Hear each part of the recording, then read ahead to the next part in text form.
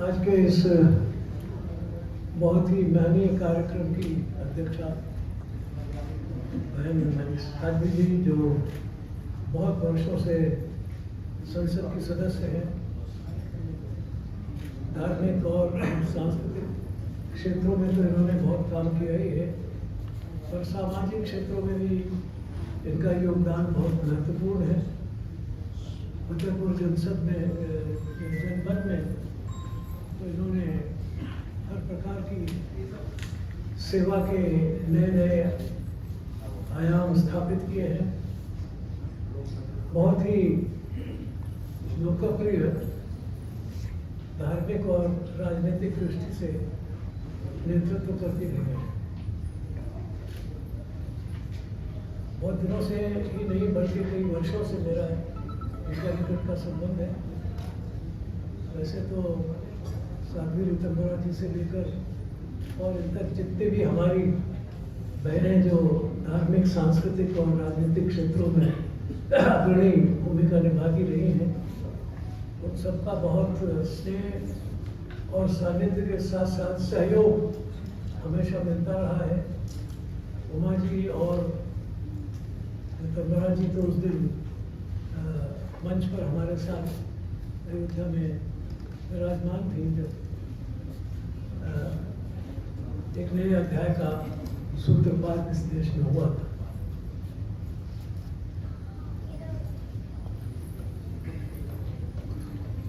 मंच पर विराजमान रहे सभी महानुभावों का अगर विस्तृत परिचय देना होगा काफी समय लग जाएगा, लेकिन फिर भी हमारे राम और लक्ष्मण दोनों के एक साथ जिनका विग्रह में नाम है, राम और लक्ष्मण, मामूली बात नहीं है। राम और लक्ष्मण है, पर सीता की कमी है और हनुमान मेरा ख्याल है ये हनुमान का काम भी स्वयं ही निभा आपका आशीर्वाद। श्री चौधरी जी छात्र जीवन से इलाहाबाद विश्वविद्यालय में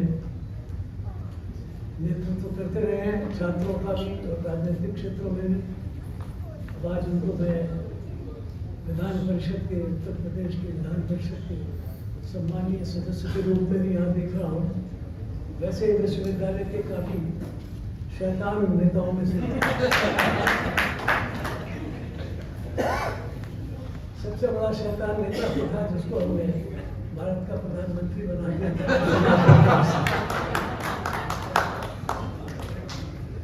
लेकिन ये उस प्रकार के नहीं थे। ये सामाजिक दृष्टि से देश में सामाजिक एकता के लिए काम करने वाले लोगों में से रहे हैं, और मुझे बहुत प्रसन्नता है कि वो पार्टी के साथ उसी क्षेत्र में उसी दृष्टि से आज भी लगे हुए हैं। सबसे पहले तो मैं आज के इस आयोजनकर्ताओं को बहुत बहुत बधाई दूंगा। उनकी सराहना करूँगा कि उन्होंने पत्रकारों के लिए सम्मान का ये कार्यक्रम आयोजित किया।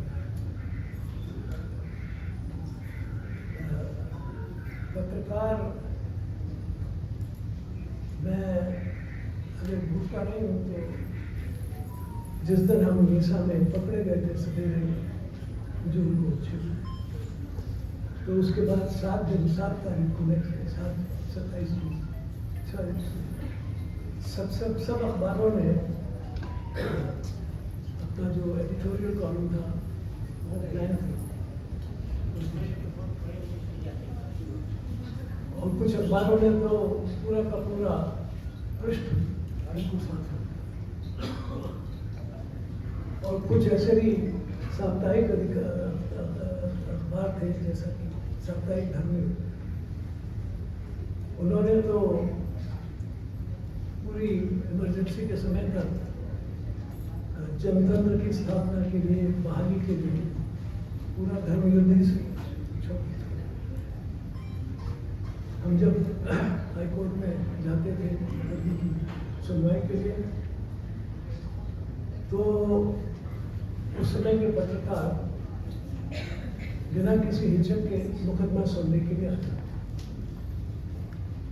और जो कुछ बहस होती थी उसको अपने अपने ढंग से, बावजूद इसके कि उस समय बहुत तकड़ा गेस्टापो था, सामान्य बात नहीं, गेस्टापो था।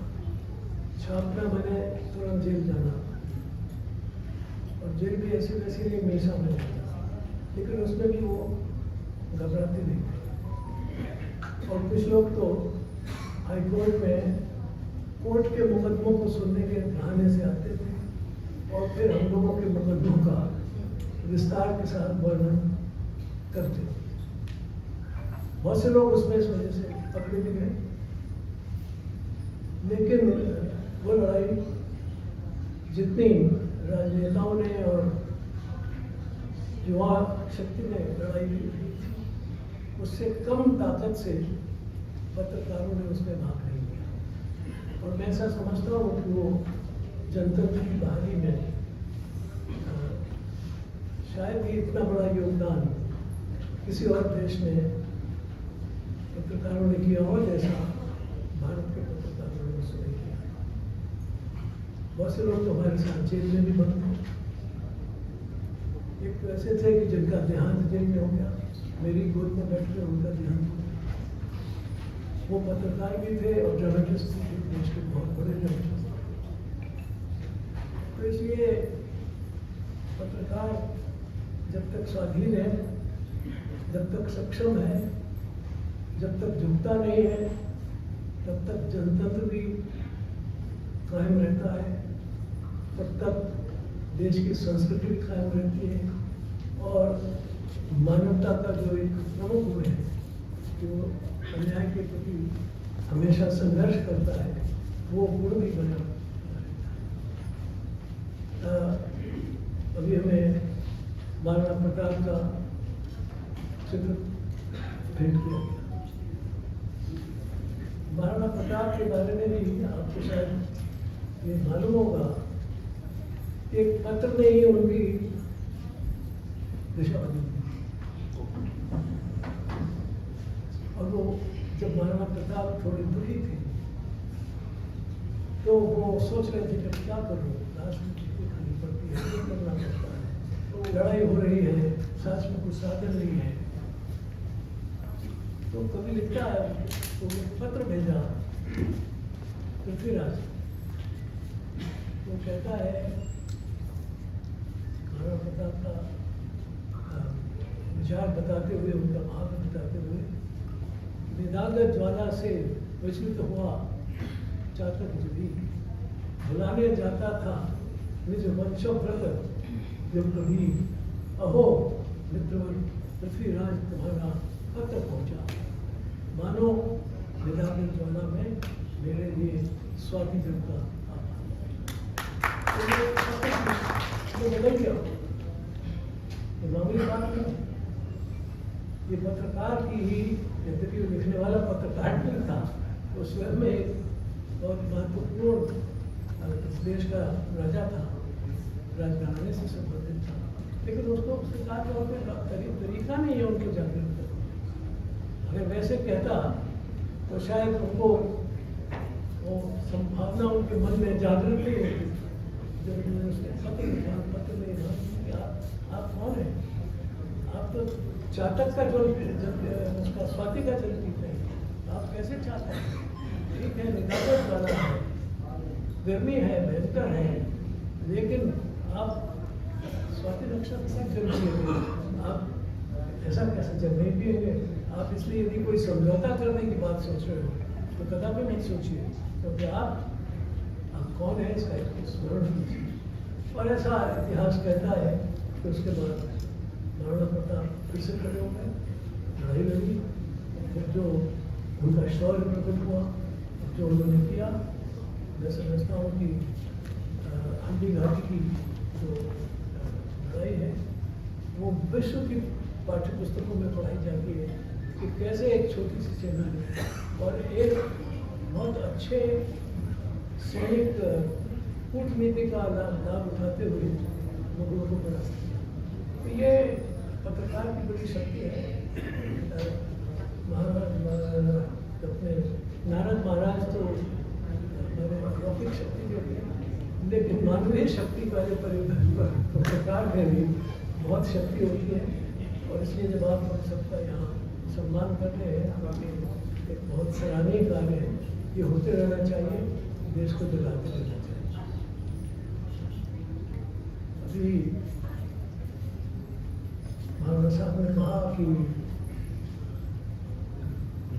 देश में कुछ विघटनकारी तत्व देश की सनातन परंपराओं के बारे में ऐसा वातावरण पैदा कर रहे हैं कि जो देश के लिए हानिकारक है।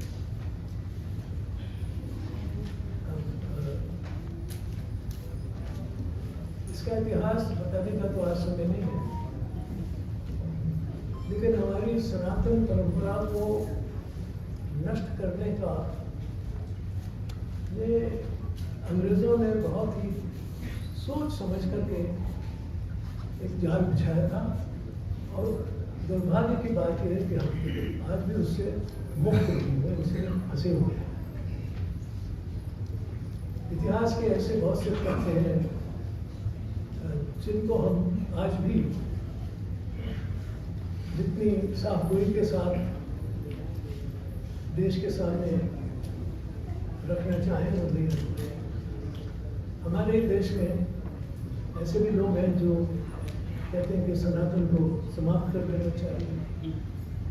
अब शब्द तो छोटी बात है, वो तो सनातन को समाप्त करने की धमकियाँ भी देते हैं, उसके लिए बहुत से आयोजन भी करते हैं। अब उसका कारण यह है कि सनातन का अर्थ, सनातन का महत्व और सनातन की सनातनता, इसको हमारे देश की राजनीति ने बहुत कुछ कलुषित कठिनाई जितनी अंग्रेज के ज़माने में थी, जो कुछ उसने किया था वो तो थी, लेकिन आज भी वो कठिनाई किसी न किसी रूप में खड़ी है।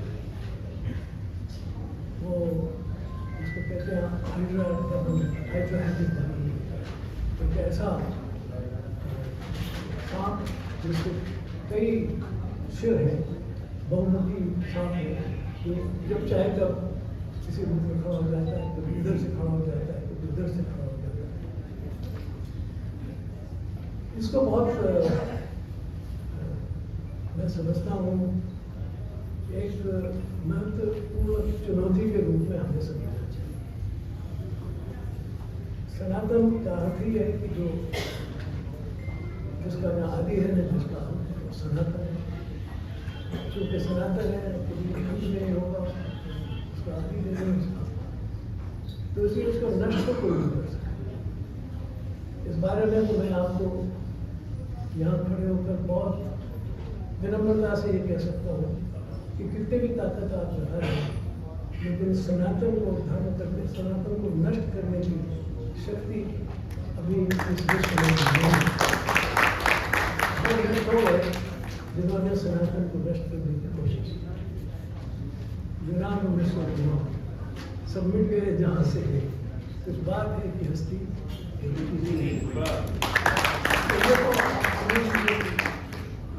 नष्ट होने वाला है। इसलिए उसको बचाकर रखना, उसका अधिक से अधिक परिष्कृत रूप। आज तो दुनिया के बहुत बड़े विश्वविद्यालयों में इस बात पर चर्चा हो रही है कि इस दुनिया में जो उपद्रव है, जो विभीषिकाएं हैं, जो युद्ध है, जो भयंकर हत्याकांड है, उनका वास्तविक समाधान कहाँ से हो सकता है। अभी रोटरडैम विश्वविद्यालय में एक विद्वान ने ये कहा कि भाई ऐसा लगता है कि जो कुछ दुनिया में हो रहा है उसका निदान अगर कहीं है तो वो उस सनातन विद्या में है इस दुनिया के सामने रखी है। और उसने कहा कि मैं ये समझता हूँ कि जो भारतीय ज्ञान है उसी में इस बात की संभावना है कि वो इस दुनिया में शांति और समृद्धि ला सकता है। और उसने कहा कि इस पर चर्चा की जरूरत ही नहीं है, केवल बहुत अधिक शोध की भी जरूरत है। दुनिया को समझाने की जरूरत है कि जब भी कभी दुनिया में ऐसी परिस्थिति हुई तो समाधान यदि निकला तो भारत के दर्शन शास्त्र के सिद्धांतों से ही।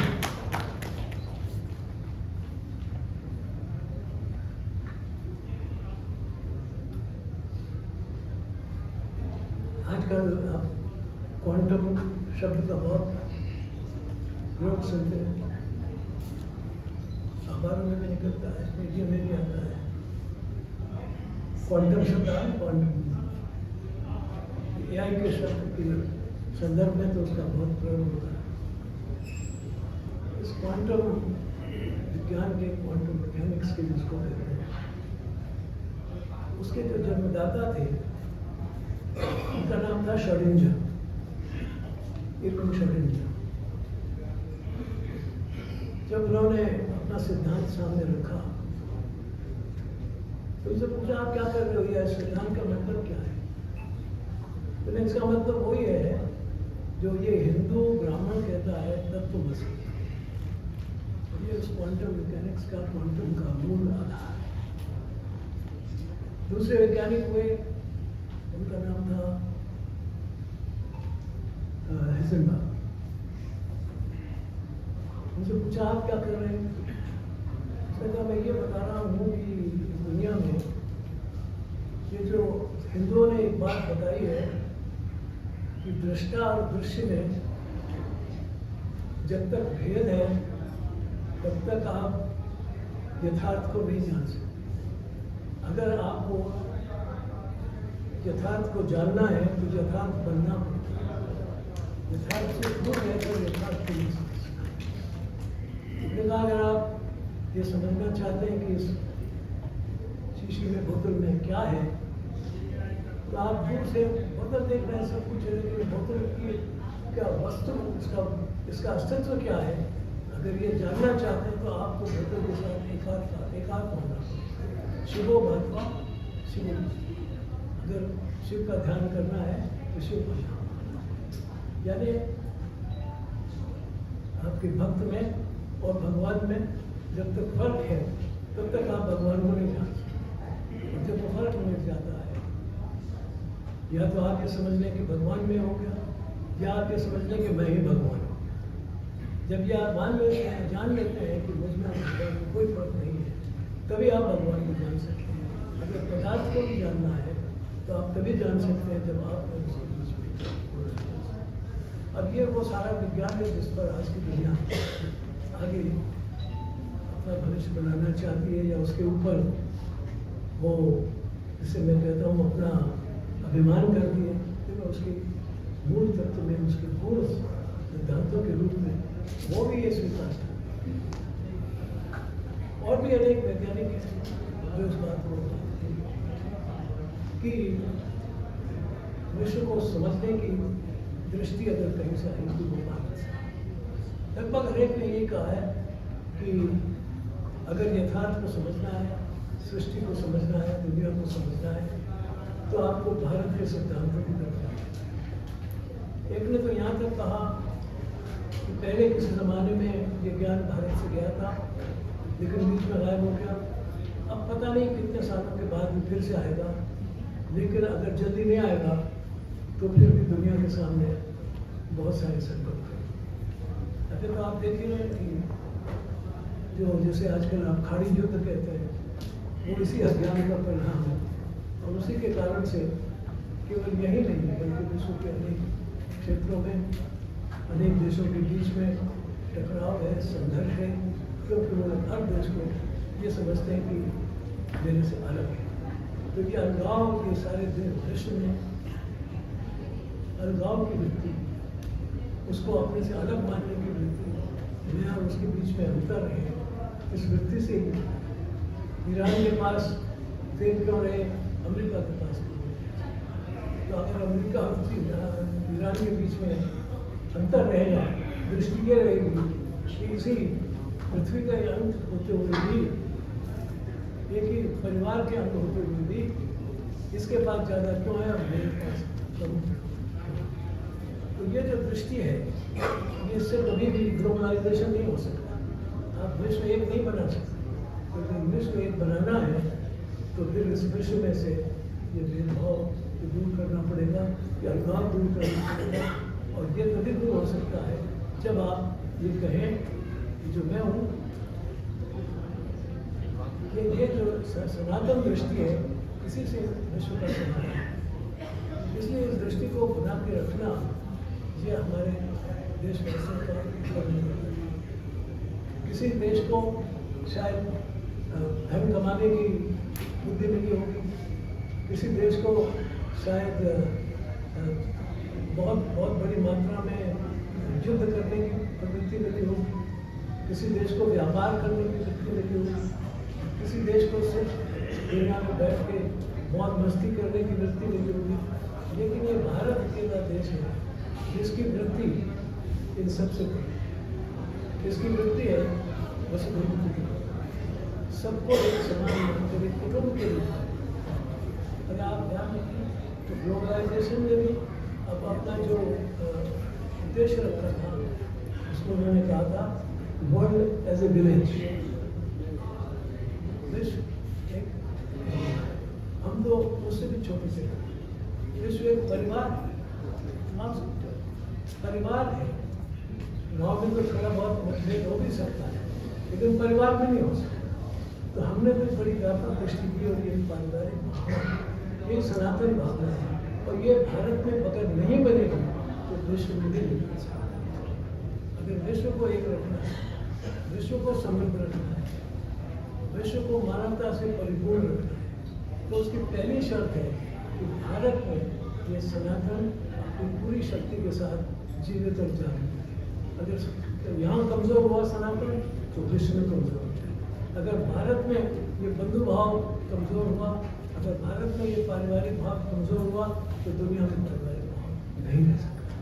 और इसलिए आज जब कभी मैं देखता हूँ, और जैसा अभी आपने बताया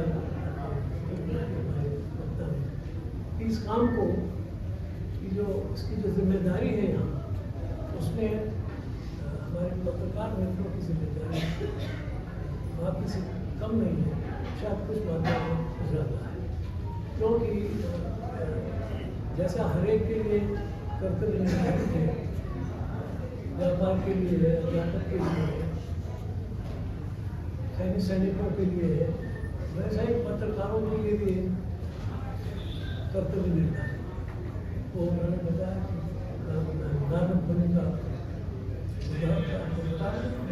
हमारे देश में वो कर्तव्य निभाते थे, और वो बता गए हमें कि आप दोनों मत, अगर भगवान विष्णु के जिसको कहते हैं आजकल प्राइवेट चैम्बर में भी घुस के जाना, लड़ाई करवानी है तो लड़वाए, बख्शा नहीं उन्होंने, नहीं बख्शा, छोड़ा नहीं यार, क्या गलती कर रहे हो गए भगवान, लेकिन जो गलती कर रहे हो नया बता। तो वो तो ये नारायण नारायण के नाम से सारी दुनिया में अपना सितार बजाते हुए, नारायण का नाम करते हुए, और नारायण को ही समझाते रहते थे नारायण तो बेटा। तो इसलिए ये जो पत्रकारों की परंपरा है, ये एक सनातन परंपरा है हमारी, और ये सनातन परंपरा दृढ़ रहनी चाहिए, मजबूत रहनी चाहिए, इसको शुद्ध भी रखना चाहिए। कभी कभी पत्रकार जब अपने मूल चरित्र से थोड़ा विचलित हो जाता है, तो वो भी बहुत ज़्यादा देश में अभिवृद्धि कर रहे हैं। क्योंकि यदि वो सत्य के रूप में नहीं रखेंगे, तो फिर तो गड़बड़ हो जाती है, मामला ही खत्म हो जाता है। तो उसी के का ये कर्तव्य है, उसी को बताया गया है कि तुम्हारा काम है कि जैसा देखो, इतिहास जैसा कहता है, इतिहास ऐसा ही हुआ था। वह पत्रकार ये आजकल के इतिहास को, जो उसको वर्तमान इतिहास कहें, कंटेम्प्रेरी इतिहास कहें, उसका प्रतीक कोई बना नहीं हो सकता। उस इतिहास को सामने रखता है, वही इतिहास के पहलुओं को सामने रखता है, लेकिन उसका ये कर्तव्य है कि जो उसकी दृष्टि में सही है वही वो तो सनातन सत्य है। एक शब्द प्रयोग करते हैं सत्य सनातन, तो उस सत्य का सनातन का अनुभव तो सब करते ही हैं, करना चाहिए, लेकिन उस सनातन का सत्य ये बताने का काम होता है। और अगर उसने वो सत्य सनातन का सत्य बनाना बंद कर दिया, बताना बंद कर दिया, तो न सत्य रहेगा न सनातन। तो ये सत्य के ऊपर सनातन टिका हुआ है, सत्य के का अधिष्ठान लेकर ही सनातन बना हुआ है। और यदि वो अधिष्ठान कमजोर होता है तो फिर सनातन को कमजोर होना पड़ता है।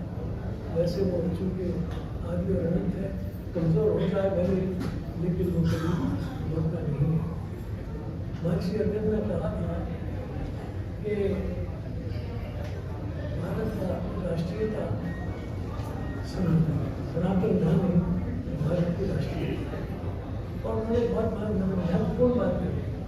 उन्होंने कहा कि भारत तब तक भारत है जब तक सनातन जीवित है, और चूँकि सनातन मर नहीं सकता इसलिए भारत भी मर नहीं सकता। और जब भारत को बचा के रखना है तो फिर सनातन को बचा के रखना ये हमारा कर्तव्य है। और उस सनातन का निरंतर प्रचार और प्रवाह होते रहना, लोग उसे भूले नहीं, उसका मुख्य दायित्व आप सबका प्रदान करने देने पर है। मैं आप सबका बहुत आभार करता हूँ।